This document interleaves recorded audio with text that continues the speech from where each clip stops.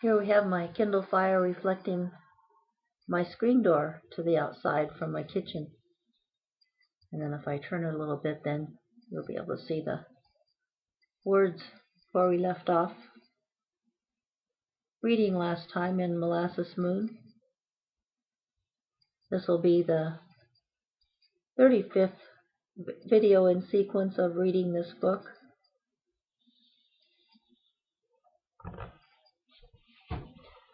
And I think I'll maybe also start mentioning the locations on the Kindle. This is $34.95, and I'm not sure how clearly it'll show here, but we'll give it a whirl. The bottom bar there, the gold.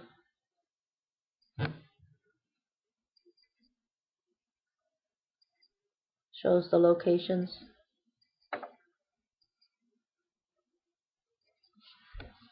So it's $34.95 of $54.64, and this reading will be at the 63% finished mark of the book. In the last part, I was telling about skipped a third person to set a different scene, and talking about a dream that my mom, Marge, had had while I was in Portland, Oregon, where I ended up seeming to actually step into her dream. And I won't read the whole thing because that would be repeating yesterday or the previous video. I'll just start with a sentence. She, Marge, remembered how vivid her daughter had been in the dream. She called long distance to ask what Linda had been doing during the time of the nightmare. Linda had been in the middle of an evening meal at a lovely restaurant, the Duchess of Burnside, commenting to her friend Bill, "I feel as if I'm not all here. I'm suddenly so sleepy, I feel as if I'm somewhere else. I can't seem to focus. I feel strange. Something's pulling me." The food was wonderfully flavored, but it wasn't that type of spicy. I'll switch back to first person now that I've set the mood. Mom believed it was me in her dream. So do I, but I don't know how I got there. Is there a primitive link between mother and child? And how does a monkey learn a new trick from others of his kind hundreds of miles away? Are brain waves more mobile than we think? Can the mind project an image of its host light years away? I believe anything is possible. But then I'm the Wacky Witch of 555 Maine. You can't believe anything I say. Asterisk. When I met Tom, he has an '80 Ford pickup we still have. Its license plate number is 555. I got into a silly, lonely mood one day in Portland before I met Tom, and put an ad in the Willamette Week for a mate. I believe the P.O. box given to me for response to my ad would be significant. It was 555. A man named Tom had answered my ad in Portland, but he was afraid of the big bad witch. A man in San Diego had the same fear. Tommy Shelnutt of Florence had no fear of me. Arlo, his German shepherd, took to me upon first meeting like he hadn't seen me for a long time and was excited I was back. We fell in love at first sight, Arlo and me. Tom and I dated 2 weeks before we went to Santa Fe to tie the knot. It was a triple tie. Asterisk. Our house belonged to my Uncle Hoagie's family. He grew up here. As usual one day, as a small child, he was playing behind the house below the huge boulders on the hill. At some point he was surprised at being suddenly picked up from behind his neck by his shirt collar, and moved a few feet away from where he had been sitting in the sand. A boulder fell and settled on the spot he had occupied an instant before. Looking behind him to find his mother, thinking she had lifted him out of danger's path, he saw no one. He was alone beside the 10-foot-tall, about as wide, sandstone boulder. My 90-year-old uncle still tells the story with quiet awe. Believe it or not. Asterisk. Did you know you can raise or lower your blood pressure yourself? It's one of the easiest things to try to begin developing your matter under mind capacity. It's simple. You just do it. There are no side effects except that of strengthening some of the muscles in your mind. Now, isn't that nice? Asterisk. Are you still with me after my wild and stormy night's witches' tales? And do you know you can turn a nightmare into a pleasant fantasy without waking up? I taught that skill in my dream class, Sleeping Your Way to Enlightenment. You can do it without me. You only need yourself. It's 10 o'clock, and I'm going to bed. Good night. See you in the morning. Chapter 20. Open-ended Myth and the Curious Skeptic. Let me warn you, since I like to do that.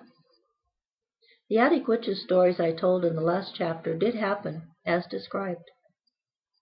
Draw your own conclusions. I've drawn mine. And though I'm hard-headed, I'm open to revising my ideas when I'm wrong. My paranormal experiences are not the basis of a religion with a large investment in being right. I don't believe in them as people are required to believe in Bible stories. I merely enjoy and cherish them. Most religions do seed from stories such as I wrote during the April 4th stormy night in my attic. Today's the 5th. But I repeat that I'm not planting a religion. I like to keep an open mind. I want to continue searching, learning, even if I do know it all. You never know when you'll see something in a different light when you're flying. Stories are a great resource, as well as possibly one of the reasons for creating a physical world. We wanted to enjoy tall tales from a physical perspective. Maybe they're not as enthralling in a mental world where your mind can make any story it wants and live it. Yet I don't think I'd want to live, even on a mental world, every story I could conceive. Like living in a jungle where the insect is king, even though the lion thinks he is. Some stories I might want to read, even on Kashmir. Some I might not even want to read, let alone live, being somewhat lily-livered. If stories are possible in the malleable time of a mental reality, maybe storytellers can't be taught their trade. They have to be born on Earth. I really don't know. Yet. But I know one thing. I might take a bunch of romance novels with me next time I return to Kashmir, if it does indeed exist, as I've described it. I won't need any how-to books. Wishful thinking will take care of anything I want. And now, aside from the present, with Tom here, and if he went with me to Kashmir, which he would. A lot of ifs there, but I don't think we'd need books at all. certainly wouldn't need romance. We'd make our own. How to? You just do. You don't need a how. Back to the book. Oh, by the way, today is February 1st, 2012. It's Wednesday, the day that I'm recording this. And I've been uploading in advance, recording in advance and uploading later, so it might be a week or so before this one actually gets available on YouTube. Funny how switching back and forth in time here from the book time to my current time and to the time you might actually see these on video.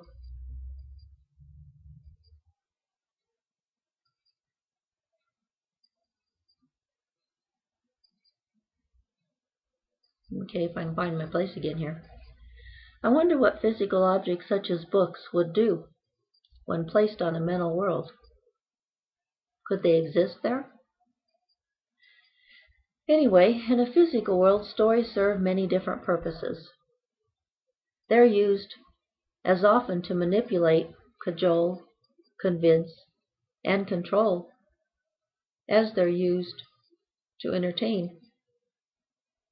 I wonder how often entertainment is a cover for attempted brainwashing. There are probably a few entertainers, without hidden soapboxes, who love fun, games, and stories purely for the rejuvenating pleasure of them. Maybe rejuvenation is the most important purpose for an effort to have,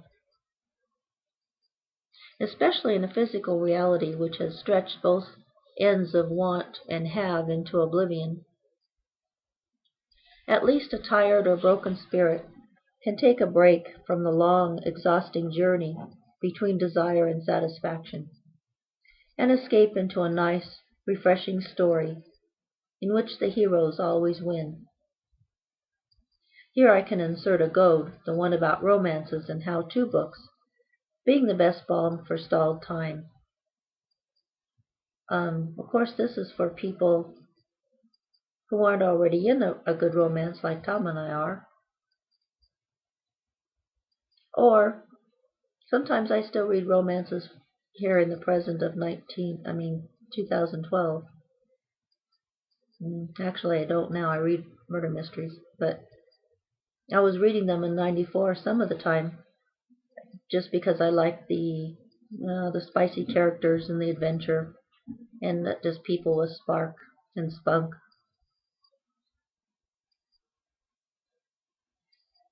So this is for normal people or people that are deprived. In romances, the good guys always get what they want, and even the process is enthralling. Yet the reader doesn't have to physically suffer any of the pain or waiting to get there. I do have one problem with current romances, though, as you may already have figured out. I don't agree with the qualifications for a hero. You're not supposed to want things purely for yourself. You're supposed to want them for the satisfaction of someone else, anyone other than yourself. You're supposed to volunteer, donate, and drain yourself for whomever and whatever. And you're supposed to be humble. Now, another aside from the present in 2012, I was remembering that in general mainstream novels, heroes are generally supposed to be humble. But one of the things I also liked at that time in '94 in romance novels in that genre was that actually the heroes and heroines were spunky and proud and really not humble in that sense, although they weren't egotistical and selfish. Anyway, back to the book. And you're supposed to be humble. That leaves me out. I'm selfish, greedy, and proud. I believe in my work most of the time, and I want to be paid well. Then I'm going to spend what I've earned for my own pleasure. Quite a few businesses will get rich off me, which is fine with me, because both me and the business gain. It's called free trade. Some crazy capitalists call it enterprise. The word free here is the type of freedom of which I speak in my 4 F's and an S. It's not that people give away their resources free of charge. It's that people trade freely. It's an amazing game in which both parties win. No one and nothing is sacrificed. Strange thought, isn't it? For a culture whose novels make heroes out of people who are always giving everything away free. It's easy in a book when the author has given you unlimited resources to squander on the needy. In the real world, the author, capital T, capital A, had a better idea. Everybody gets to be a rugged and independent individual. Parasites do not exist in such a game. I think we may have lost or perverted the rules, though. More than being free from want, we seem to be free. More than being free from want, we need to be free from other people's wants. I've often wondered what will happen to these heroes in our romance novels, as well as to the storylines, when everyone starts taking care of himself, so there are no needy people. What will the qualifications for a hero be then? I know what my idea of a hero is, but I won't tell you. You could probably guess by now anyway. By taking care of oneself, I mean that the person gets what he needs by trading or earning, or from someone who freely, with true desire and without guilt being a motivator, provides the needs of the other person. Usually in this type of situation, the person doing the free giving is getting something of value, if only in the satisfaction of helping a person worthy of help for whatever reason. This idea of each individual being responsible for his own needs isn't a simple one, and I don't want to go into detail here other than to mention what I have, and to note the difference between parasitic versus symbiotic types of give and take. This soapbox sure comes in handy. But onward to the end of the goad I've gotten myself into, the one about surviving stalled time. In a how-to, you can look for the answers and methods to get there. Even if the how-to is not good advice and doesn't work, you're doing something to at least try to get your heart's desire. But being an open-minded yet contrary skeptic, I don't agree with the methods of a lot of how-to suggestions. Some make the process so long, involved, drug out, and drudgerous, a person would rather do without, or even keep the disease, than go through that. Many moons ago. Give me a break. You don't really have to. I take plenty of them on my own. The good kind, and the good and bad kind, both. But thanks. You're so kind. By the way, what would you charge for giving me a break? I'd rather pay for it to avoid going too far in debt. Anyway, back to the storytellers with agendas hidden under invisible soapboxes. At least I admit loudly and openly to my crate pedestal. That way you're forewarned and can get your mind to analyze and can set your mind to analyze and evaluate instead of blindly accepting my words because they're in print or on the air. I'm not being overly optimistic. If you ever read this, it'll mean I've made it to print. Unless...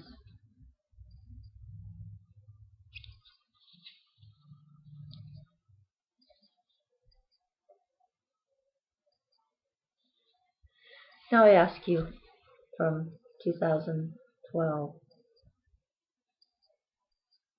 is this print or is it not? I say yes. Definitely yes. Back to the book. So, back to various types of stories. Some stories, rather than seeding religions and myths, feed horror. Sometimes intentionally, sometimes not. If Stephen King is a barometer, people like these. I'm going to tell you one Tom told me this morning. He heard it in a phone conversation with a junkyard owner in Pueblo. Remember, the story's hearsay. It's based on truth, but I haven't documented the facts. I'm not an investigative reporter. My prejudices are openly displayed. You know I'm after the desecrators of the 4 F's and an S. You know I don't like these busybodies. You know I believe they're dangerous. So, with that disclaimer, I'll pass on this handed down group of facts.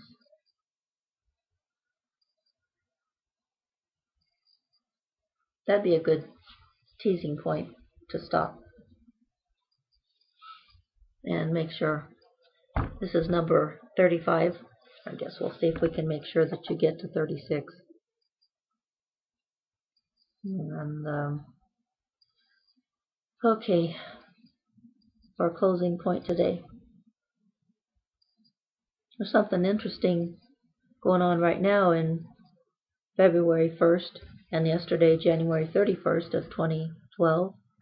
That is that I gave away a bunch of my books for free after pounding into your head how you're supposed to charge for things.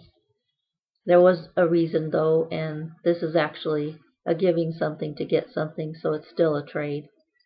On Amazon Kindle's KDP Select program, under certain conditions, you are allowed by Amazon to promote your book by giving free copies. You have 5 days that you can do this, and they can be spread out anywhere between a 3-month period. And what surprised me is on the first day I had 4 books for sale, 3 mining books, and 1 was essays and editorials, all very spicy. A full-length book collection of those called The Days of Coffee and Donuts. And then my 3 mining stories, Coal Dust in Their Hands with Tom as one of the main characters, so that's one of my favorite stories.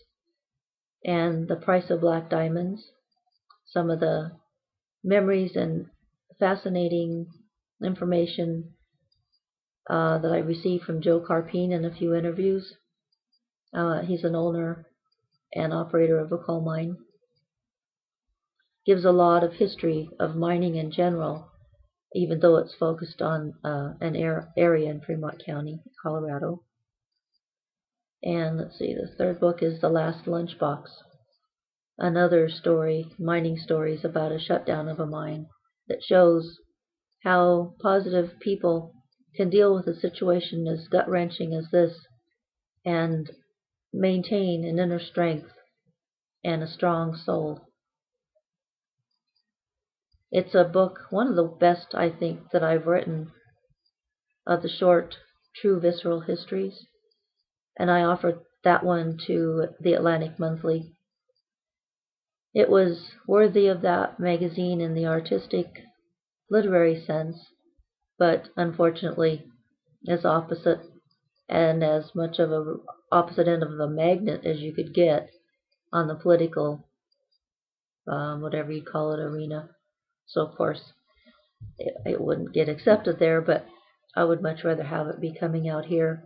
And I'm very happy to give these away free, even if it weren't promotion, because I think having these books read at this time and this year might be important in more ways than I could describe, and more than you'd want to hear.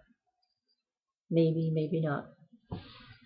So with that, just interesting times we're in.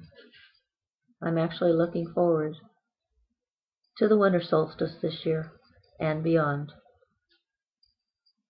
Good luck. Can't think of any other trite statement to throw at you, so I'll just turn off my little webcam here and see you next time.